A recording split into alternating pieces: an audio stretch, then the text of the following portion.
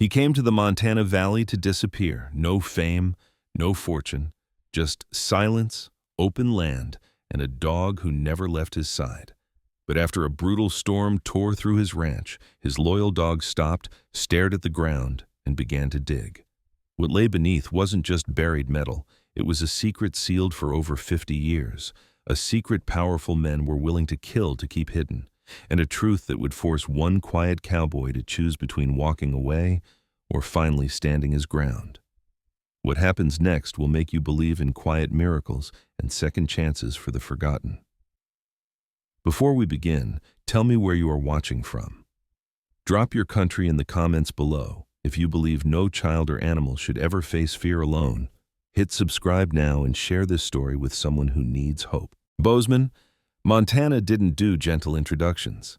The town sat cradled between wide valleys and dark-shouldered mountains that looked close enough to touch on clear days and far enough to swallow you on the others.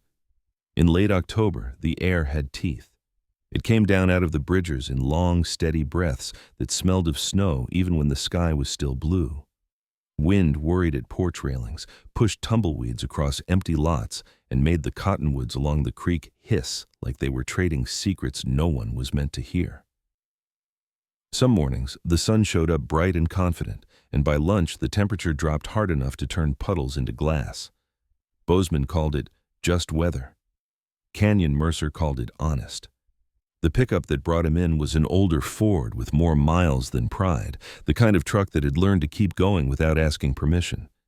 It rattled as it climbed the last stretch of gravel road toward his place, a small spread on the edge of a county land where the fence lines blurred into sage and wind-bent grass. The cabin wasn't much. Weathered boards, a tin roof, a porch that sloped slightly to the left like it had developed a stubborn opinion over the years. But it was solid. The walls held heat. The windows didn't whistle too badly. And most importantly, there were no neighbors close enough to ask questions on a whim. Canyon Mercer was 33, and he wore his years the way some men wore their boots, scuffed, broken in, still serviceable. He stood a shade over 6 feet, lean in the shoulders and hips, built for long days rather than show. His face had strong angles, a squared jaw softened by a short, even beard that stayed the color of sand no matter how cold it got. His nose had been broken once, maybe twice. It sat slightly off-center, giving him an expression that looked skeptical even when he wasn't. His eyes were a clear gray blue, like river stones under moving water, and they didn't waste time. When he looked at something, it felt like he was measuring it, deciding what it could cost him. He dressed like a man who didn't believe in drama. A faded denim jacket lined with shearling, a work shirt the color of dust, jeans that had known barbed wire, and boots that were well-oiled and unpretentious. A hat sat low over his brow, a plain felt cowboy hat with a crease that had taken shape from habit, not style. He wasn't a rodeo poster or a tourist's idea of the West. He was what Montana had plenty of, a working man who preferred quiet to applause. Canyon's cowboy life hadn't begun with romance. He'd grown up in a small town in Wyoming where the land was vast, the money was thin, and the men learned early that complaining didn't fill a trough. His father had taught him how to set a post straight and how to read a storm by the feel of the wind on your cheek. Canyon learned to saddle before he could drive, learned to fix a broken gate with whatever wire was in reach, learned that animals didn't care about your bad day. They just needed you steady. For years, that steadiness had been his advantage. Then, not long ago, something happened that cracked it. Nobody in Bozeman knew the details. Canyon had made sure of that. He'd left behind a ranch job down south after a winter that went wrong in a way winter sometimes did, fast, unfair, and permanent. People spoke carefully about it when they spoke at all. A late blizzard, a panicked herd, a horse slipping on ice, a man arriving a few seconds too late. The facts were simple. The weight was not. Whatever Canyon had lost out there in the white, it had followed him in silence.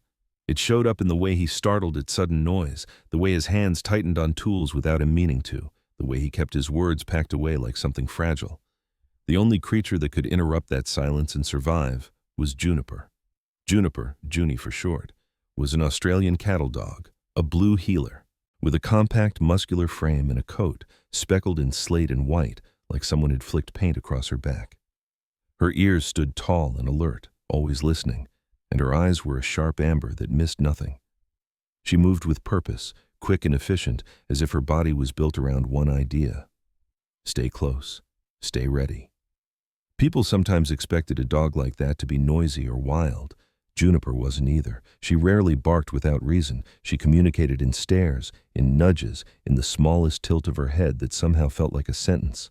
When she did bark, the sound was clean and commanding, the kind that turned heads. Canyon had picked her up 2 years earlier from a rancher who was giving her away because she thinks she runs the place. The rancher said it like a complaint. Canyon heard it like a compliment.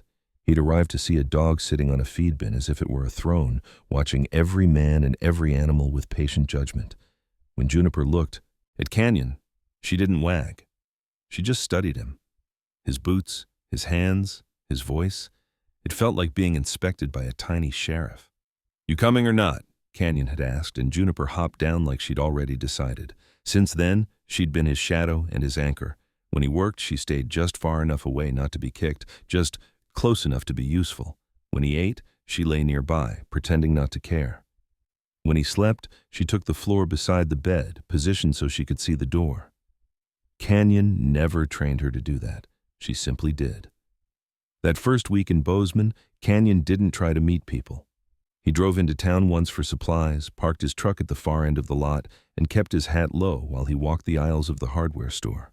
The building smelled like paint, rubber, and old lumber, an oddly comforting mix. He loaded up on fence staples, a spool of wire, a bag of nails, and a new hammer because his old one had finally split at the handle. In the next aisle, he grabbed coffee, canned chili, and dog food that looked expensive enough to make him mutter under his breath. At the counter, a woman rang him up with quick hands and an easy posture, like someone used to standing their ground without needing to announce it. Her name tag read Sarah. Sarah was in her late 30s, maybe 40, with sun-browned skin and a faint dusting of freckles across her cheekbones. Her hair was dark auburn, pulled into a loose braid that fell over one shoulder, and a few flyaway strands framed her face like she'd given up trying to fight the wind. She was medium height with strong forearms, someone who could lift feed bags or unload a truck without drama. Her eyes were hazel and bright, the kind that noticed details but didn't pry. When she looked at Canyon, there was curiosity there, sure, but also the courtesy of not stepping too close. "New out here?" Sarah asked, scanning the staples with a beep. Canyon hesitated. "Just moved in." "County Road 12?" she guessed, because in places like this, everyone knew the map, even if they didn't know your name. "That's the one." She nodded once. "Weather's about to turn. If you've got fence work, do it before the next front comes in." Canyon's mouth twitched at the corner, not quite a smile. "That a warning or a welcome?" Sarah's grin was quick and warm. "Both. Also, your dog looks like she's judging my customer service." Juniper had planted herself beside Canyon's boot, staring at Sarah like a hall monitor. "She judges everybody," Canyon said, and the words came out easier than he expected. Sarah slid his receipt toward him. "If you need anything you can't find, ask. We've got a back room full of stuff nobody remembers until they need it." Canyon took the receipt, nodded, and made for the door. He didn't give his number. He didn't say where he'd come from. Sarah didn't press. That small Mercy followed him out into the parking lot like a coat. Back at the property, Canyon worked. He fixed what the previous owner had neglected, a sagging section of fence along the west edge, a gate that dragged in its hinge, a water trough with a slow leak. His hands moved with the calm efficiency of repetition. Hammer, staple, tighten, check, repeat. In this, he could control the world. Wood did what it was told. Nails didn't argue. Wire didn't ask him why his eyes sometimes went distant, why his shoulders locked up when the wind slammed a door. Juniper trotted alongside him, occasionally darting off to chase something invisible in the grass, then returning as if she'd merely been patrolling. Once, when Canyon paused to catch his breath and stared out at the mountains, Juniper nudged his thigh with her nose, light pressure, a reminder to stay here. Canyon scratched behind her ear, and she leaned into the touch like she'd been waiting for permission. That evening, the temperature dropped fast, the sky turned the color of iron, and a hard wind began to shove at the trees. Canyon brought in an armful of wood, lit the stove, and poured himself coffee, even though it was late. Outside, Juniper paced the porch, once, twice, then settled near the door, ears up. The cabin creaked in its joints like an old man shifting in bed. Canyon sat at the small kitchen table and listened. There was no television noise, no neighbors' laughter, no traffic. Just wind and the steady ticking of the old wall clock that had come with the place. The quiet he'd wanted was finally here, thick and full, like a blanket pulled over his head. But quiet wasn't always kind. Sometimes quiet was a room where memory had space to move. Canyon's gaze slid to the window. In the reflected glass, he saw himself as a silhouette with a hat and a beard and a posture that was too rigid for a man at peace. He remembered the winter that had changed him. White sky, white ground, the sick sound of a horse scrambling on ice, the breath in his throat turning to panic. His jaw clenched. The coffee tasted like ash. Juniper rose and padded to him without hurry. She pressed her head against his knee and stayed there, heavy and patient. Canyon exhaled slowly, resting his hand on her speckled neck. Her coat was warm. Her heartbeat was steady. She didn't ask for explanations, only presence. "All right," Canyon murmured, voice low. "I'm here." Outside, the wind climbed another notch. Far off in the darkness over the mountains, a faint line of cloud thickened like a bruise spreading under skin. Canyon didn't know exactly what the next days would bring. He only knew that Bozeman was honest about hardship, and the land didn't care what a man was running from. It met you the same way it met everyone, with weather, with work, with consequences. Juniper lifted her head and stared at the door, listening to something Canyon couldn't hear yet. Her ears twitched. Her body went still. Canyon followed her gaze, feeling that old, familiar tightening in his chest, the sense that the quiet was about to change shape. He kept his hand on Juniper's neck a moment longer, as if he could anchor them both to this single, ordinary night.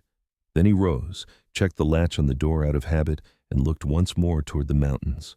The wind hit the cabin again, harder this time, and the walls answered with a low groan. Somewhere beyond the dark fields and the line of trees, a storm was gathering its name. The storm arrived without ceremony, as Montana storms often did. There was no dramatic roll of thunder to announce it, no warning shot across the sky. The wind simply shifted, leaned harder against the mountains, and then came down into the valley with intent. By mid-morning, Bozeman had lost its sharp blue light. The sky flattened into a low, moving ceiling, the color of unpolished steel, and the air grew restless, tugging at anything loose enough to answer. Canyon woke before dawn to Juniper's quiet movement. She rose from her spot beside the bed and crossed the room with measured steps, nails ticking softly against the floorboards. She didn't bark. She didn't whine. She went to the door and stood there, ears forward, body aligned like an arrow pointed at something Canyon could not yet see. That alone was enough to pull him from sleep. He sat up, rubbing a hand over his face, the old ache in his shoulders reminding him he'd spent yesterday leaning into fence posts longer than he should have. "What is it?" he murmured, though he already knew she wouldn't answer in words. He pulled on his boots and jacket, the denim stiff with cold, and opened the door. The wind hit him like a shove. It carried grit and the faint metallic smell of distant rain, and it flattened the grass around the cabin in waves that looked almost choreographed. Juniper stepped out first, head low, reading the ground with her nose and the air with her ears. Canyon followed, pulling his hat down and squinting toward the open land where the pasture stretched out to a line of cottonwoods. He owned one horse now, a bay gelding named Ledger. Ledger was 12 years old, broad through the chest and steady-eyed, with a white star on his forehead that made him look perpetually curious. Canyon had bought him cheap from a rancher who said the horse was too thoughtful for long drives. Canyon had taken that as another compliment. Ledger stood in the small corral near the windmill, tail flicking, head high. He wasn't panicking, but he wasn't relaxed either. His ears shifted constantly, tracking the invisible movements of the air. Canyon checked the latch on the corral gate and scanned the fence line. Everything looked intact for now. He'd learned the hard way that storms didn't break things all at once. They tested, nudged, worried until something gave. He made a mental list of what he'd need to secure if the wind picked up more. Loose boards on the shed, a stack of old lumber near the barn, the latter leaning against the windmill tower. The windmill itself was an older model, steel latticework dulled by decades of sun and snow. Its blades were locked in place, as Canyon had left them, but the structure groaned faintly as the wind pressed against it. He watched it a moment longer than necessary, a habit born from knowing that neglect had a way of announcing itself at the worst times. By late morning, the wind escalated from forceful to personal. It slammed against the cabin walls and rattled the windows with sharp, impatient taps. The temperature dropped so fast Canyon could feel it in his teeth. He spent the next hour moving through the property, tying down what he could, hauling the ladder into the barn, and double-checking the trough heater. Juniper followed him everywhere, darting ahead to inspect, then circling back as if reporting her findings. The first real damage came suddenly. A gust tore through the valley with enough strength to make Ledger rear back, hooves scraping dirt. Canyon reached the corral just in time to grab the gate as it wrenched open, slamming it shut again with his shoulder and sliding the bolt home. Ledger snorted, white showing in his eyes, but he settled when Canyon laid a hand against his neck and spoke low, steady words meant more for himself than the horse. "It's all right. It's just wind." The lie sat poorly in his mouth. This wasn't just wind. By early afternoon, rain arrived. Sideways, stinging exposed skin and soaking through layers as if Canyon weren't wearing them at all. Visibility dropped, the mountains dissolving into gray smudges. He retreated to the cabin long enough to dry his hands and down a mug of coffee that tasted like metal, then went back out when a deep, unfamiliar creak cut through the noise. It came from the direction of the windmill. Canyon broke into a run, boots slipping in the mud. Juniper sprinted ahead, her body low and fast, barking once, a sharp, alert sound that cut clean through the wind. When Canyon reached the corral, he saw immediately what had changed. The windmill tower had shifted. Not collapsed, not broken cleanly, but leaning at an angle that hadn't been there before. One of its lower support legs had sunk into softened ground, the soil around it torn and uneven. "Damn it," Canyon muttered, circling the structure. The ladder he'd moved was gone from sight, likely blown into the trees or flattened somewhere, out of view. The tower shuddered with each gust, a living thing now, protesting the pressure. Juniper wasn't watching the blades or the tilt. She was focused on the ground. She moved in tight circles near the base of the windmill, nose pressed to the mud, tail stiff. She stopped, sniffed again, then let out another bark, louder this time, edged with urgency.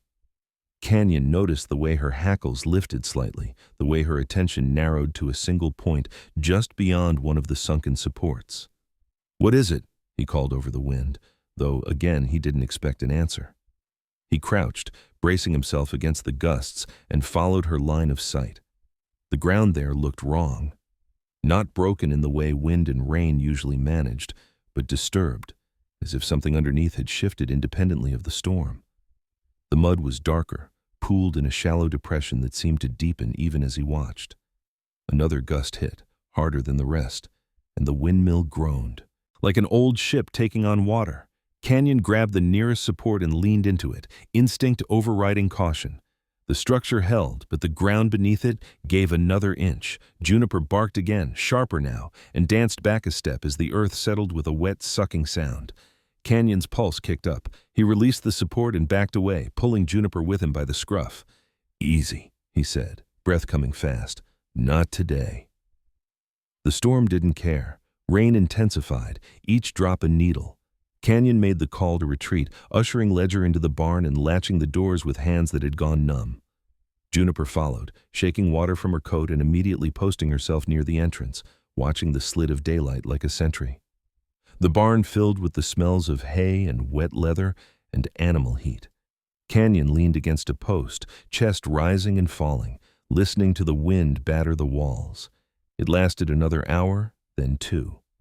Time stretched and compressed, measured in the creaks of the building and the constant roar outside. Canyon checked his phone once, no service as expected. He didn't bother again.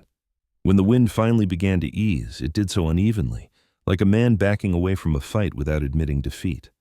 The rain thinned, the pressure on the barn walls lessened. Canyon waited longer than necessary before stepping back out, a habit born from knowing that storms often like to faint. The property looked different in the aftermath, stripped and rearranged. Branches littered the ground. The fence along the west edge sagged where a post had snapped clean at the base. The windmill leaned more noticeably now, its angle unmistakable even from a distance. Canyon stood in the open, rain dripping from the brim of his hat, and took inventory with a familiar, heavy calm. Juniper trotted ahead of him again, returning to the spot beneath the windmill.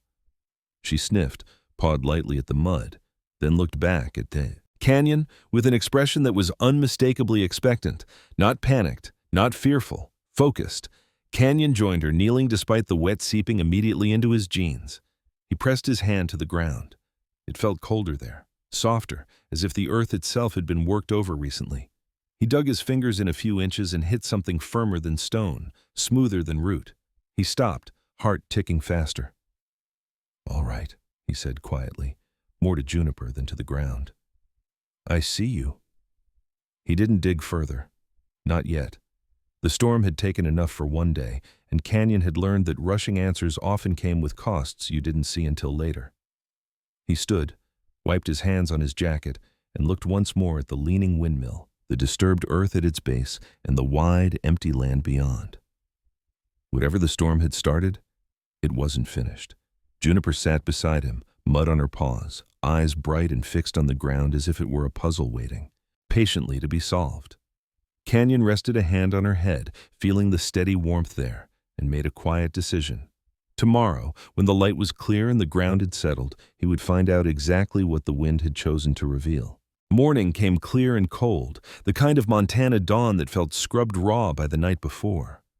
The storm had moved on without apology, leaving the valley rinsed and rearranged. Frost clung to the grass in thin white filaments, and the sky stretched high and pale, almost innocent in its calm. Canyon stepped out onto the porch with a mug of coffee warming his hands and breathed in air that smelled like wet earth and iron. It would have been a good morning, once, before he'd learned how quickly good mornings could turn. Juniper was already awake, already working. She paced the yard in tight arcs, nose skimming the ground, returning again and again to the base of the leaning windmill. Her movements were purposeful but restrained, as if she understood that this wasn't a problem to be solved by speed. Canyon watched her a moment, reading the line of her body the way he read a horse's ears or a change in the wind. Whatever she'd found yesterday was still there. The storm hadn't erased it. If anything, it had sharpened it. Canyon set the mug down and pulled on his jacket. He took a shovel from the shed, a pry bar, and a pair of heavy gloves. He hesitated at the door, looking back once toward the cabin, then toward the open land beyond. He'd promised himself he wouldn't go looking for trouble anymore. But trouble, he'd learned, didn't always wait to be found. The ground near the windmill had settled overnight, but the disturbance remained obvious now that the rain had drained away. The soil was darker there, compressed into a shallow depression that didn't match the natural slope. Canyon crouched and pressed his palm flat against it, cold, dense. He scraped away the top layer with the shovel, working slowly, deliberately. This wasn't about speed. This was about not making a mistake you couldn't take back. Juniper stood a few feet away, watching with her head tilted slightly, ears pricked. Every few seconds she sniffed the air, then the ground, as if cross-checking Canyon's work against her own invisible map. When the shovel struck something solid, it wasn't the sharp crack of stone. It was duller, metallic. Canyon froze, his grip tightened on the handle, and for a moment he considered stopping right there, covering the spot back up, and pretending none of this had happened. The thought passed quickly. He'd never been good at pretending. He switched to the pry bar, clearing soil by hand now, careful not to scrape too hard.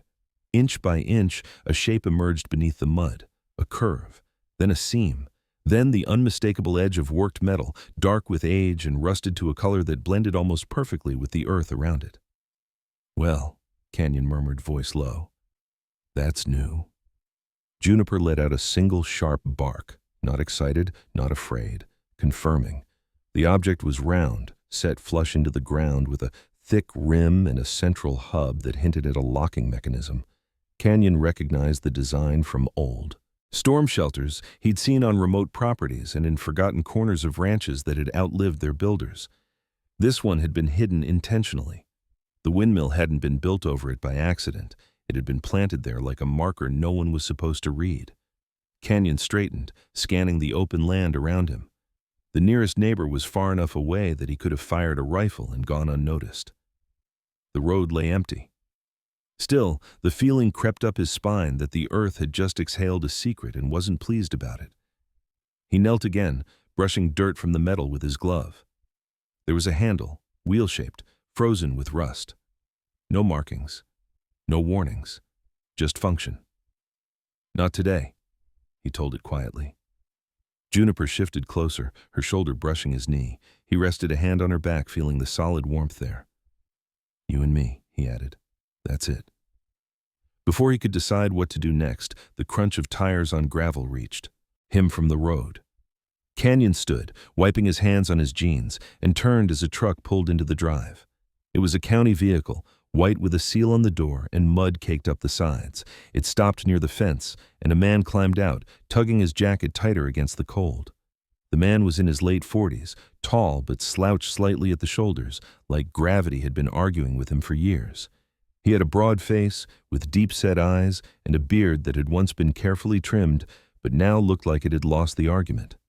His hair was graying at the temples, and his hands were large and scarred, the hands of someone who'd spent more time fixing things than filing paperwork. He moved with a cautious efficiency, taking in the leaning windmill, the disturbed ground, and Canyon's posture all at once. "Morning," the man called, voice carrying easily. "Name's Tom Becker, County Maintenance." Canyon nodded. "Canyon Mercer, owner." Becker's gaze flicked briefly to Juniper, then back to Canyon. He didn't smile, but his eyes softened a fraction. "Storm did a number on this stretch. Got a report about a leaning structure." "Windmill," Canyon said. "Happened yesterday." Becker walked closer, boots sinking slightly into the damp ground. He circled the base of the windmill, whistling under his breath. "Yeah, soil gave way. Happens when you get that much rain after a dry spell. Freeze-thaw cycle doesn't help." Canyon watched him carefully. "What's the fix?" "Short term, brace it. Long term, you might be looking at resetting the footings." Becker crouched, pressed his hand into the ground near the base, then frowned. "This dirt's been worked before." Canyon's jaw tightened. "How can you tell?" Becker shrugged. "You get a feel for it. Compaction's different. Soil remembers." He glanced up at Canyon, eyes narrowing slightly. "You doing any digging out here?" "Just noticed the same thing you did," Canyon said evenly. It wasn't a lie, it just wasn't the whole truth. Becker grunted, stood, and brushed off his hands. "Well, if you're planning to do anything major, you'll want to shore this up first. Don't need it coming down on you." His gaze drifted, landed briefly on the edge of exposed metal before Canyon shifted to block it. Becker's eyes flicked back to Canyon's face. He didn't comment, but something in his expression changed. Not suspicion exactly. Curiosity, tempered by the good sense not to push. "I'll file a note," Becker said after a moment. "County won't hassle you unless it becomes a hazard. You need materials to brace it?" "I've got what I need," Canyon replied. Becker nodded once. "All right then." He hesitated, then added, "Storms like that, they turn things up. Sometimes it's better to let the ground settle before you start digging too deep." Canyon met his gaze. "That's the plan." Becker tipped an imaginary hat and headed back to his truck. The engine started, tires crunched, and then he was gone, leaving the property to its quiet again. Juniper released a breath Canyon hadn't realized she'd been holding. She moved back to the disturbed ground, sniffed, then looked up at him expectantly. "Not yet," Canyon said, though the words felt thinner now. He spent the next hour bracing the windmill with lengths of timber and steel cable, working carefully, methodically. It was familiar labor, grounding in its simplicity. Measure, cut, secure. The tower steadied under his hands, its groans quieting as the supports took the strain. When he finished, he stood back, sweat cooling on his neck despite the cold. The windmill leaned less now, but it still cast a long, crooked shadow across the ground. Canyon followed that shadow with his eyes until it led him back to the exposed metal at its base. He crouched again, this time with more resolve. He cleared the remaining soil, revealing the full outline of the hatch. It was larger than he'd expected, wide enough for a man to pass through if the door opened inward. The metal was thick, industrial, built to last. This hadn't been meant as a temporary shelter. This had been designed to endure. Canyon traced the edge with his glove, noting the way it fit seamlessly into the surrounding earth. Whoever had installed it had known exactly what they were doing. This wasn't a rancher's afterthought. This was deliberate. Juniper sat beside him, tail wrapped around her paws, watching his hands. Her eyes were bright, alert, unafraid. She trusted him to decide what came next. Canyon rested his forearms on his knees and stared at the hatch. He thought of the storm, of the way the ground had given way only enough to reveal this, and no more. He thought of Becker's words, of soil that remembered. He thought of the life he'd come here to build, quiet, contained, predictable. Somewhere under his boots, the past waited with patient indifference. He stood slowly, brushing dirt from his jeans. The hatch wasn't going anywhere. Neither was he. But the order of things had shifted, just enough to let the light in. "Tomorrow," he said to Juniper, though he wasn't sure if he meant the hatch or himself. He covered the exposed metal with a tarp weighted down by stones, then turned back toward the cabin. Behind him, the windmill stood braced and silent, and the ground kept its counsel. For now. Night didn't fall in Bozeman so much as it settled, layer by layer, until the land felt held in a shallow bowl of darkness. The sky cleared after sunset, stars sharp and cold, and the temperature dropped hard enough to make the wood of the cabin contract with soft, popping sounds. Canyon stood on the porch for a long moment, collar turned up, listening. The valley had returned to its usual quiet. No engines on the road, no voices carried by wind, just the distant creak of the braced windmill and the steady breathing of the land. It felt like permission. He didn't go to the hatch right away. He fed Ledger, checked the barn doors, and made sure the generator was ready if the power went. Routine mattered. It kept his hands busy and his thoughts from running ahead of him. Juniper followed at his heel, attentive but unhurried, as if she knew this wasn't a problem to be rushed. Her coat had dried back to its mottled slate and white, and under the barn light her eyes gleamed with a sharp, intelligent focus. She was 4 years old now, past the reckless energy of a pup not yet slowed by age, a working dog in her prime. Inside the cabin, Canyon laid out what he'd need on the kitchen table: a heavy flashlight with fresh batteries, a smaller backup light, work gloves, a coil of rope, a crowbar, and a can of penetrating oil. He added his old hunting knife, not because he expected to need it, but because habit insisted on it. The knife had belonged to his father, its handle worn smooth by years of honest use. Canyon tested the edge with his thumb, nodded once, and slid it into its sheath. He sat for a moment, hands resting flat on the table, listening to the tick of the clock. He thought of Tom Becker's warning, of soil that remembered. He thought of the way the hatch had fit so precisely into the ground, as if the land itself had been trained to forget it. Whatever lay beneath that door hadn't been meant for him, or anyone. That didn't make it less real. Juniper hopped onto the chair opposite him and sat, posture straight, eyes locked on his face. Canyon snorted softly. "You ready?" he asked. Her tail thumped once against the chair rung. That was answer enough. They went out together, the beam of the flashlight cutting a clean cone through the dark. Frost had already begun to reform on the grass, crunching faintly under Canyon's boots. He pulled the stones off the tarp and folded it back, revealing the metal hatch once more. In the artificial light, it looked heavier than it had in daylight, its rusted surface swallowing the beam instead of reflecting it.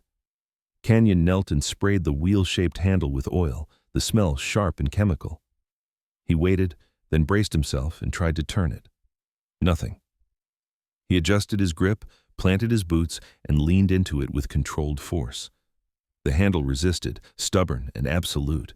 For a brief moment, frustration flared, hot and familiar.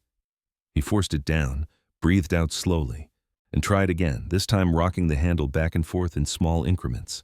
Something shifted. Not much. Enough. Juniper's ears flicked forward. She leaned closer, nose hovering inches from the metal, sniffing with interest but no fear.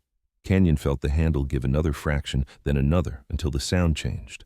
A low, gritty groan like an old hinge waking from a long sleep. He worked the handle until it completed a full turn. There was a dull click that echoed more than it should have. Canyon paused, listening. Nothing answered him but the night. He slid the crowbar under the edge of the hatch and levered it up. The metal resisted, then broke free with a sharp pop that sent a shiver through his arms. He lifted slowly, muscles burning, until the hatch swung open on hidden hinges and came to rest against the earth with a muted clang. Cold air rose from the opening, heavier and damper than the night around them. It carried the smell of concrete, rust, and something else dry and slouchy like old books left too long in an attic. Canyon angled the flashlight down and revealed a narrow shaft lined with concrete. A ladder was bolted to one side, its rungs coated in rust but intact. "Well," he said quietly, "that's not nothing." Juniper peered over the edge, then looked back at him, head tilted. She didn't whine. She didn't bark. She waited.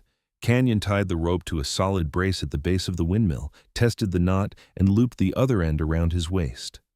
It wasn't dramatic. It was practical.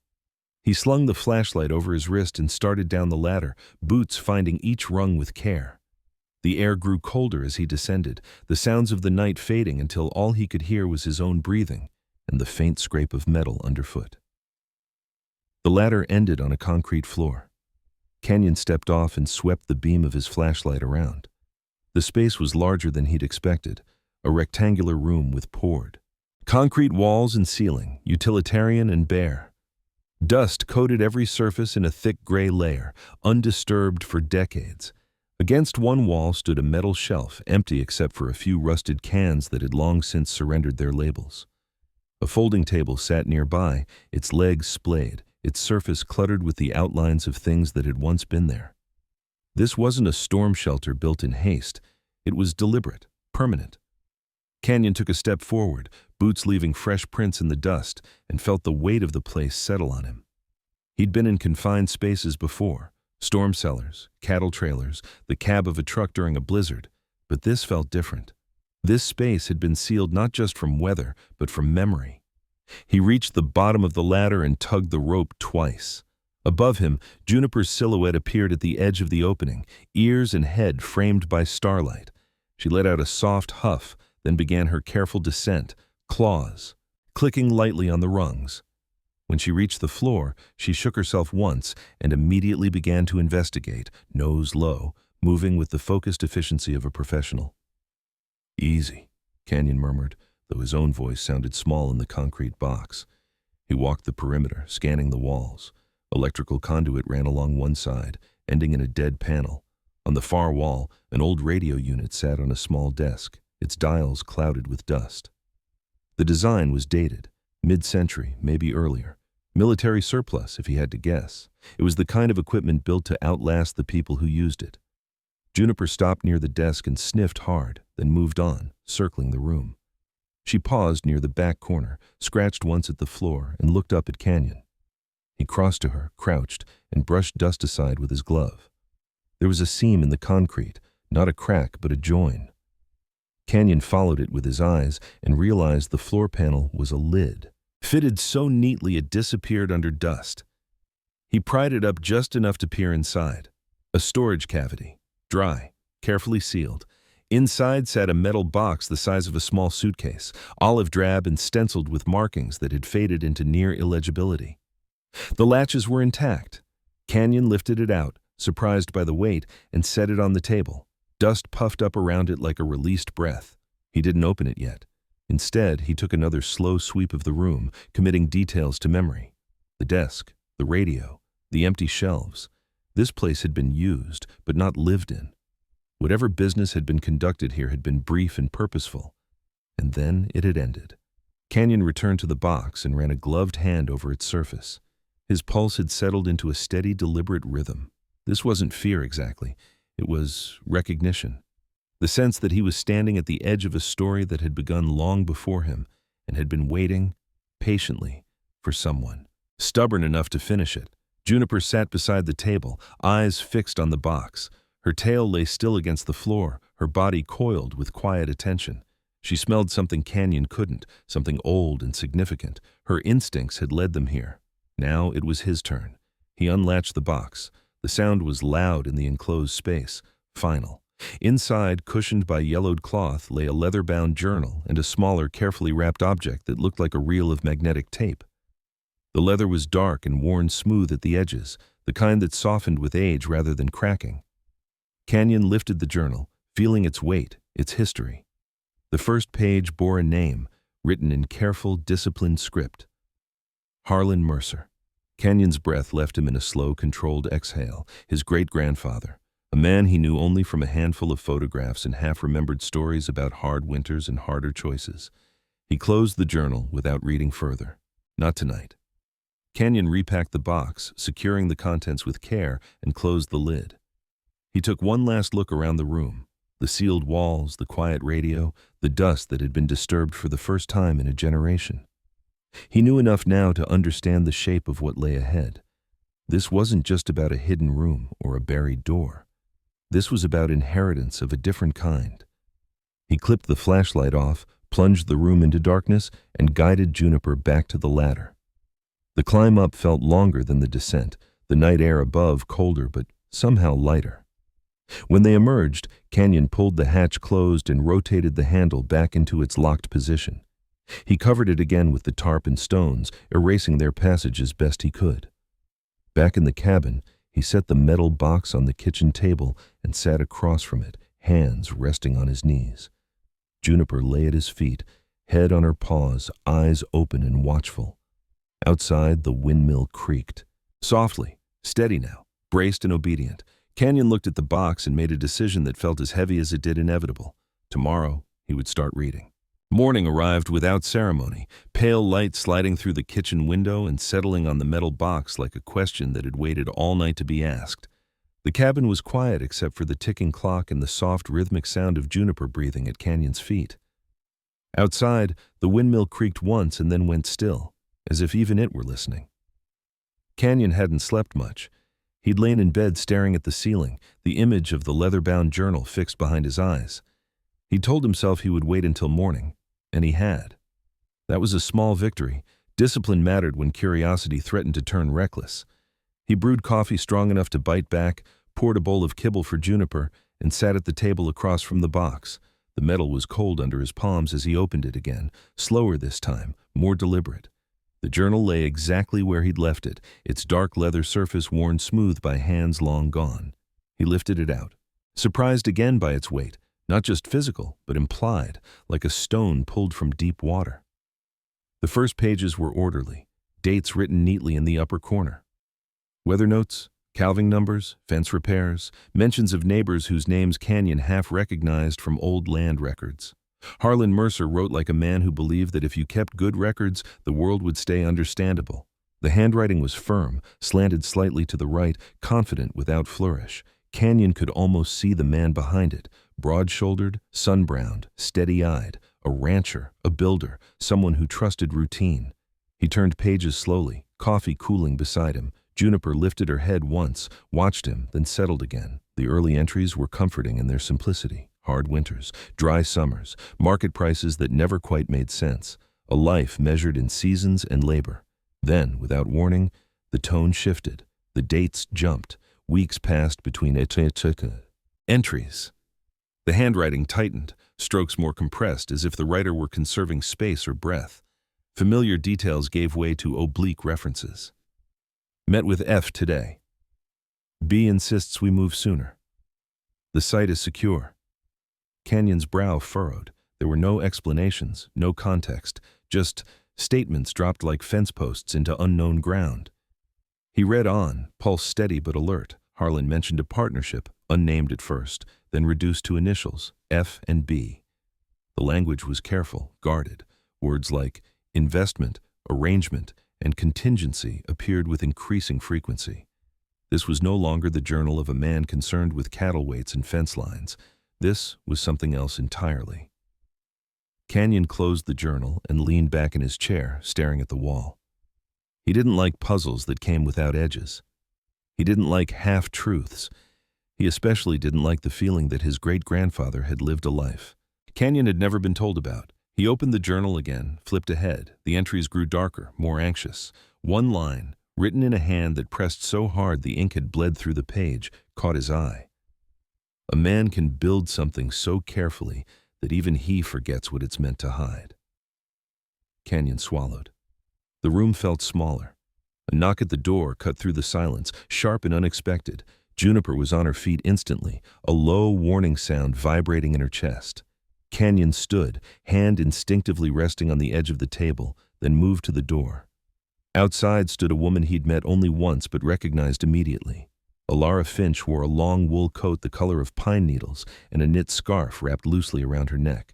She was in her early 30s, slender but not fragile, with an upright posture that suggested confidence earned rather than performed. Her dark hair was pulled back into a low ponytail, practical and neat, and a pair of thin-framed glasses sat on her nose. Her skin was pale in the morning light, her expression alert but cautious, like someone who had learned to read rooms before entering them. "I hope this isn't a bad time," she said, her voice calm, carrying easily in the cold air. Juniper stood between them, ears forward, eyes locked on Alara with professional intensity. Canyon hesitated. He hadn't planned on company, but plans, he was learning, had a way of adjusting themselves. "Depends," he said, "on what you're selling." Alara's mouth curved slightly, not quite a smile, but close. "Information," she replied, "and maybe a question or two." He considered her for a moment, then stepped aside. "Come in." Juniper sniffed Alara's boots, her coat, the hem of her scarf, then retreated to Canyon's side, apparently satisfied. Alara glanced down at the dog, interest flickering in her eyes. "She's thorough." "She's honest," Canyon said. Inside, Alara saws, removed her coat and folded it neatly over the chair. She took in the cabin with a quick, assessing glance, the functional furniture, the lack of clutter, the metal box on the table. Her gaze lingered there just a second too long. "You found something," she said, not accusatory, simply observant. Canyon didn't answer right away. He poured her a cup of coffee, slid it across the table, then sat back down with the journal in his hands. "You said you were researching local history," he said. "What kind?" Alara wrapped her hands around the mug, grateful for the warmth. "Land use, private partnerships, infrastructure projects that never made it into official records." She looked up, eyes sharp behind the lenses. "My grandfather was an engineer. He worked on government and private contracts in the 60s and 70s. When he died, he left behind boxes of papers. Most of it was boring. Some of it wasn't." Kenyon felt the weight in his chest shift. "Your last name," he said slowly. "Finch." She nodded. "F," she said quietly. "In your journal." Silence settled between them, thick but not hostile. Juniper sat, alert, watching both of them like a referee. Alara continued, choosing her words with care.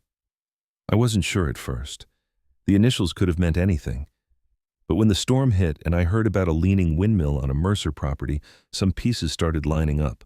My grandfather used to talk about Montana, about a project that was finished but never closed. He stopped talking about it after 1970. Canyon exhaled slowly. "Harlan stopped writing about it around the same time," he said. He opened the journal to one of the later entries and slid it across to her. Alara read, her expression tightening as she recognized the cadence of a man trying to convince himself he was doing the right thing. "He sounds afraid," she said. "He sounds like a man who made a decision and then realized it." "Didn't end," Canyon replied. Alara nodded. "That's consistent." She reached into her satchel and pulled out a folder, its edges worn from use. Inside were copies of old contracts, land surveys, correspondence. She spread them on the table with methodical care. "There was a third partner," she said. "My grandfather and yours weren't alone." Canyon's eyes moved over the documents, stopping at a name that repeated itself in careful type. "Blackwell." "B," he murmured. "Exactly," Alara said. "The Blackwells still have holdings in this county. Old money. Quiet money." She hesitated, then added, "And they don't like loose ends." Canyon closed the journal, fingers tightening around the leather cover. The shape of the story was emerging now, jagged and unpleasant. A partnership formed in secrecy, something built, something hidden, and then buried, not just under earth, but under time. "I didn't come here to dig up the past," Canyon said. More to himself than to Alara. Alara met his gaze. "Neither did I," she said. "But sometimes the past doesn't stay buried just because we ask it nicely." Juniper shifted, tail thumping once against the floor. Outside, the wind picked up again, rattling the window panes as if on cue. Canyon looked at the documents, the journal, the metal box. He thought of the hatch under the windmill, of the cold air rising from the ground like a held breath. He thought of Harlan Mercer, writing late at night, pressing ink into paper hard enough to leave scars. "Whatever this is," he said slowly, "it's not finished." Alara nodded. No, she agreed. It isn't. They sat there in the growing daylight, two people connected by a history neither had chosen, the weight of it settling between them. Juniper lay down at Canyon's feet again, calm but watchful, as if she understood that the quiet they'd enjoyed was changing shape. Canyon finally closed the box and rested, his hand on the lid. He didn't know yet what he was going to do with what he'd found. He only knew that ignoring it was no longer an option. Outside, the valley lay open and deceptively peaceful, the storm's scars already beginning to fade. Beneath that calm, something older stirred, waiting for the next door to open. The afternoon light slanted low across the valley, turning the grass the color of old brass and stretching the shadow of the windmill until it reached almost to the porch.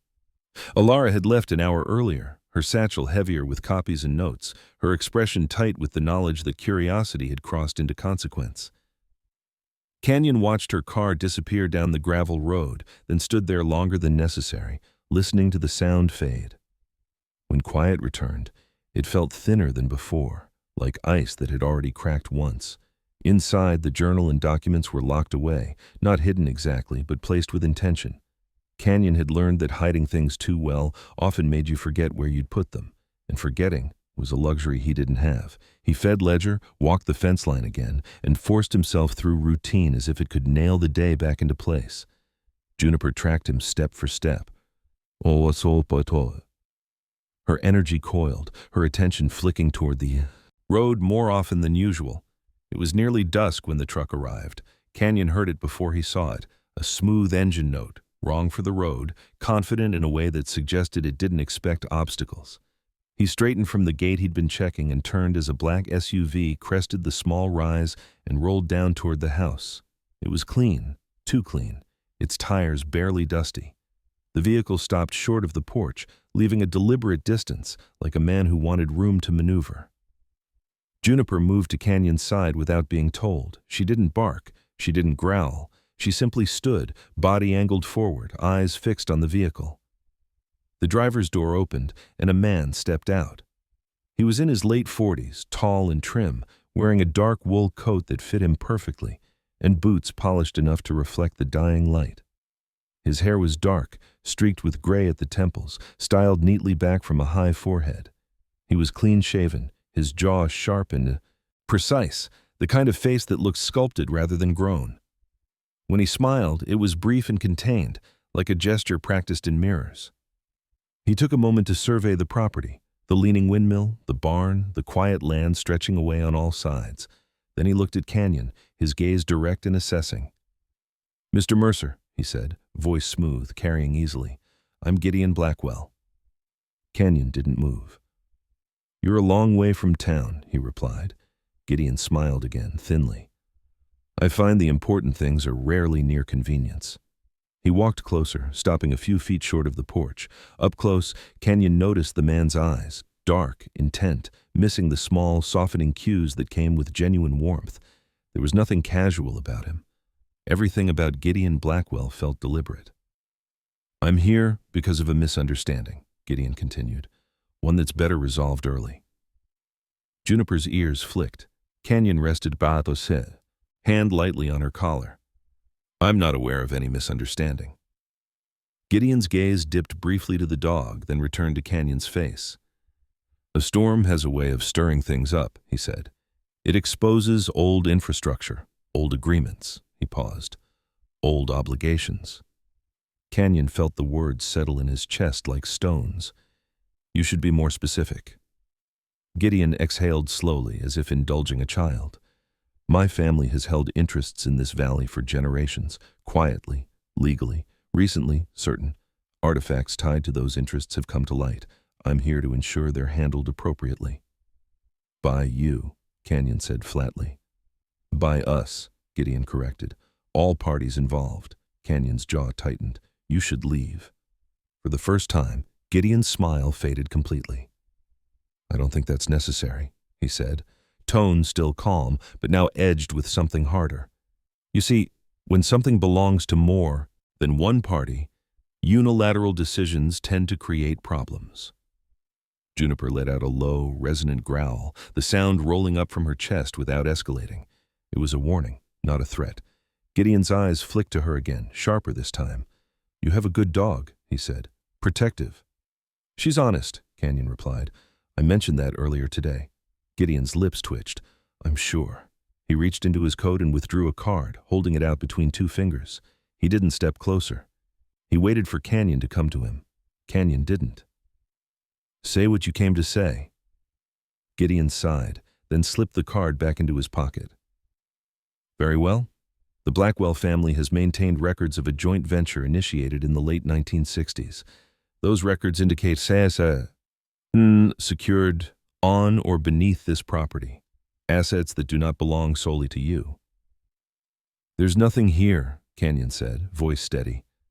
Gideon's eyes narrowed just a fraction. "Lying doesn't suit you," he said.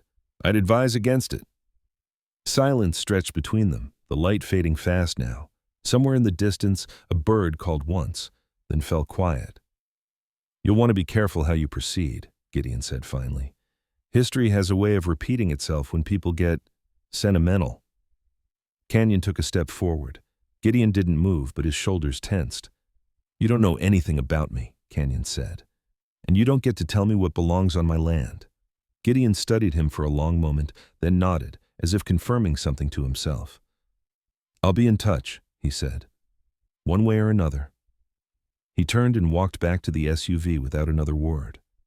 The engine started, and moments later the vehicle was gone, swallowed by the road in the lengthening shadows.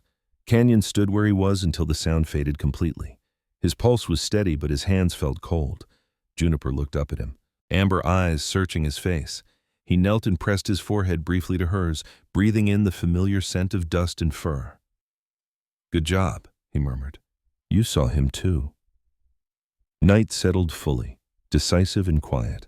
Canyon locked the doors, checked the windows, and moved through the cabin with a new awareness. This was no longer just a matter of curiosity or inheritance. Someone else wanted what lay beneath the ground, and they were willing to come for it.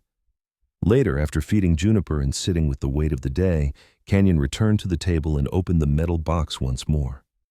He removed the journal and the wrapped tape, laying them side by side.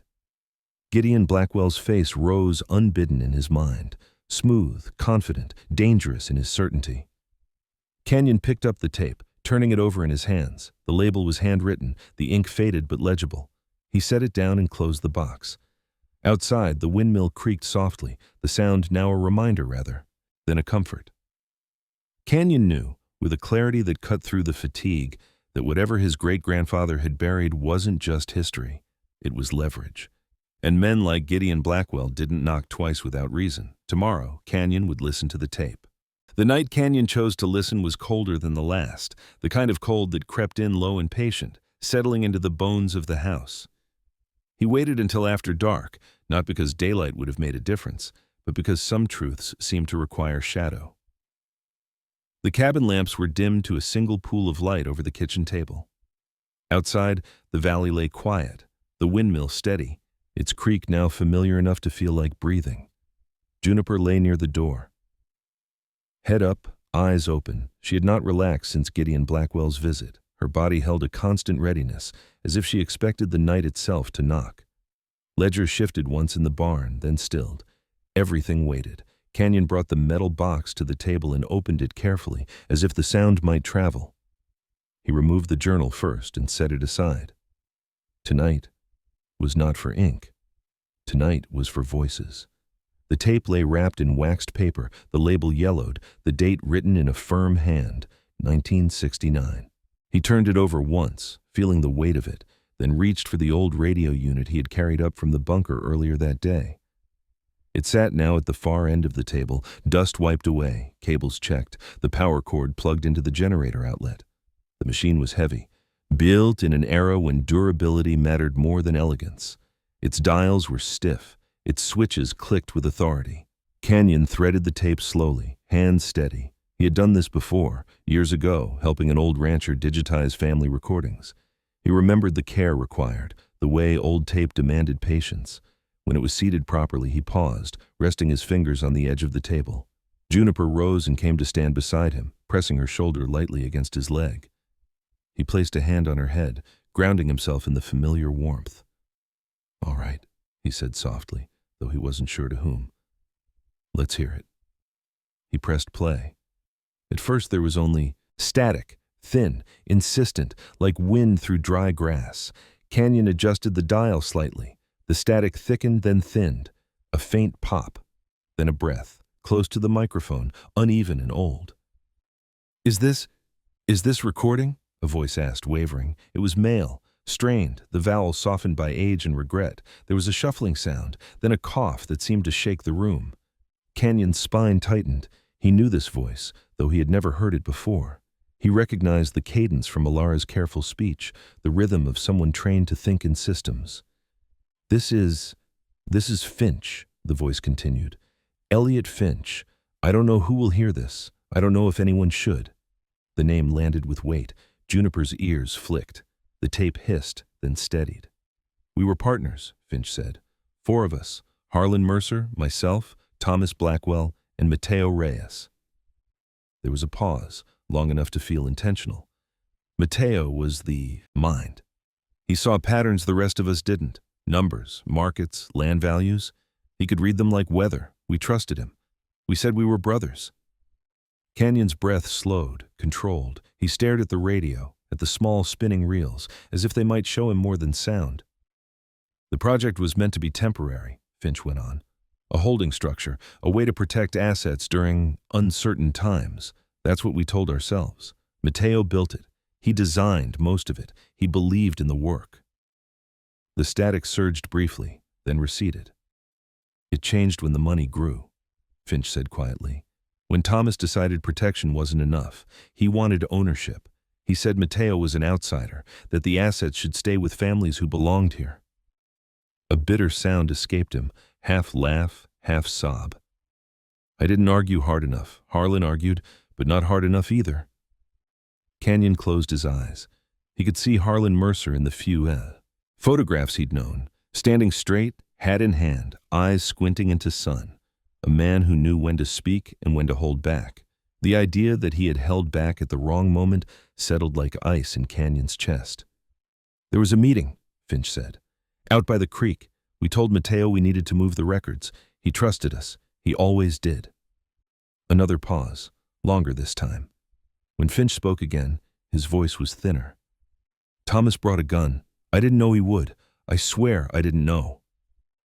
The room felt suddenly smaller, the walls closer. Juniper pressed harder against Canyon's leg, sensing the shift. "It happened fast," Finch whispered. "One shot. Mateo fell. Harlan froze. His voice broke. "I stood there and did nothing." The tape crackled violently as if protesting. Canyon opened his eyes, jaw clenched so tightly it ached. "We buried him near the site," Finch continued. "We took the assets. We altered the records. We said he'd run, that he'd taken everything and disappeared. It was easier that way, easier to live with." The word easier echoed in Canyon's head like an accusation. "I've lived with it for 50 years, Finch said.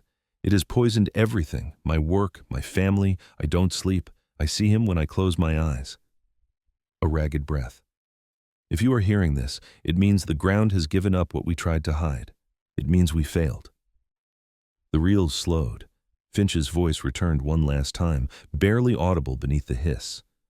"Mateo Reyes was not a thief. He was our partner, and we killed him." The tape clicked and stopped. Silence rushed in, heavy and complete. Canyon sat motionless, the hum of the generator loud in his ears. Juniper whined softly, a low sound of concern, and nudged his knee. He reached down and rested his hand on her head, fingers trembling despite his effort to still them. The truth did not arrive with relief. It arrived with weight. Canyon thought of the land beneath his boots, of the bunker, of the hatch hidden under the windmill. He thought of Gideon Blackwell's smooth certainty, of words like obligation and ownership. He thought of a man named Mateo Reyes, trusting the wrong people, paying for it with his life. A knock at the door broke the stillness. Juniper's head snapped up, body tensing, but her growl didn't come. Instead, she tilted her head, listening, evaluating. The knock came again, softer this time. Canyon stood, heart steady but alert. He crossed to the door and opened it. An elderly woman stood on the porch, wrapped in a thick gray shawl. She was small, but she held herself straight, her posture unbent by age. Her hair was silver, pulled back into a simple bun, and her skin bore the fine lines of a life lived outdoors. Her eyes were dark and watchful, filled with a quiet intensity that did not waver under Canyon's scrutiny. "I'm sorry to bother you so late," she said. Her voice was gentle, accented faintly in a way Canyon couldn't place. "My name is Marisol Reyes Gale." The name struck like a physical thing. Juniper stepped forward and sniffed the woman's hand. After a moment, she leaned into it, accepting the touch. The woman smiled faintly, the expression softening her face. "I live at the end of the road," Marisol continued. "I saw the storm. I saw the black vehicle earlier." Her gaze sharpened. "And I have been waiting many years for the ground to speak." Canyon stepped aside, wordless, and let her in. Inside, Marisol removed her shawl and folded it neatly over the chair, her movements careful but assured. She glanced once at the radio on the table, at the stopped tape, and her expression changed, not surprise, but recognition. "You've heard it," she said. Canyon nodded. "I have." She sat, hands folded in her lap, and took a breath that seemed to steady her. "Mateo Reyes was my grandfather," she said. "My mother was his daughter. We were told he stole from his partners, that he ran. We lived with that story our whole lives." Her eyes glistened, but she did not cry. "I never believed it," she said simply. "Men who build don't run. They stay to fix what breaks." Canyon felt something tighten in his throat. "I'm sorry," he said. The words felt inadequate, but they were all he had. Marisol shook her head. "No," she said. "You listened. That matters." Juniper moved to sit beside her chair, resting her head against Marisol's knee. The woman's hand came down automatically, stroking the dog's speckled fur. "The Blackwells came once before," Marisol added quietly. "Years ago. Asking questions, offering money. I sent them away." Canyon thought of Gideon's visit, of the promise implied in his calm. "They'll come again," he said. Marisol met his gaze. "Then the truth must be ready." Canyon looked at the tape, at the journal, at the woman sitting across from him. He understood now what the bunker had been built to protect. Not wealth, not leverage, but a lie. And lies, he knew, did not age well. "We'll make it ready," he said. Outside, the windmill creaked once, as if in agreement. The valley remained quiet, but it was no longer innocent. Something long buried had been named, and naming, Canyon knew, was the first step toward reckoning. Dawn arrived quietly, as if the valley itself were reluctant to interrupt what had been set in motion the night before. The sky over Bozeman was washed in pale gold and cold blue, the mountains standing sharp and watchful against the early light. Frost silvered the ground again, outlining fence posts and grass blades with fragile precision. Canyon stood on the porch with a mug of coffee he had forgotten to drink, watching the breath rise and fall from Juniper's chest as she sat beside him, alert but calm. The night had changed something, not in the land, but in him. Marisol Reyes Gale had stayed until late, her presence steady rather than intrusive. She had spoken more after the tape ended, telling Canyon about her mother, about growing up with a last name whispered rather than spoken, about learning early how shame could be inherited even when it was undeserved. She didn't dramatize her pain. She didn't need to. It lived in the careful way she chose her words, in the discipline of a woman who had carried grief for decades without letting it hollow her out. By the time she left, the plan was no longer theoretical.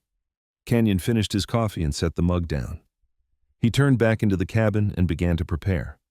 Not hurriedly, not with anger, but with the same deliberate focus he brought to mending fence lines or loading cattle. The journal, the tape, and the documents Alara had shared were placed into a weatherproof case and sealed. He made 2 copies, one to keep, one to give away. He knew enough now to understand that truth survived best when it wasn't singular. Juniper followed him from room to room, her movements quieter than usual. She was not anxious, she was attentive. The kind of attention that came from long partnership rather than fear. When Canyon pulled on his jacket and hat, she sat at the door without being told. They were halfway through loading the truck when another vehicle appeared on the road, this one familiar. Alara Finch's car, rolled to a stop near the gate, dusted from yesterday's travel. She stepped out briskly, her coat belted tight, her hair pulled back as always. There were dark circles beneath her eyes that hadn't been there before, but her posture was firm, her gaze clear. "You heard it," she said as she approached, not a question. "I did," Canyon replied. Alara nodded once. "So did I.